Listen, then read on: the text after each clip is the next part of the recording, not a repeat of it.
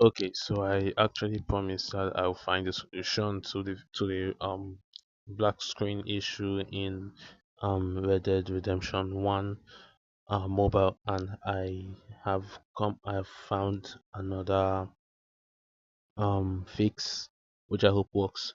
So first up, you go to your developer options, you scroll down to debugging, and then under debugging you're gonna look for logger buffer sizes, and you're gonna turn that off, and then you're gonna scroll down until you see force 4xMSAA, and you're gonna turn that on. And when you do turn that on, you can go ahead and load your Red Dead Redemption 1, and your game should work just fine.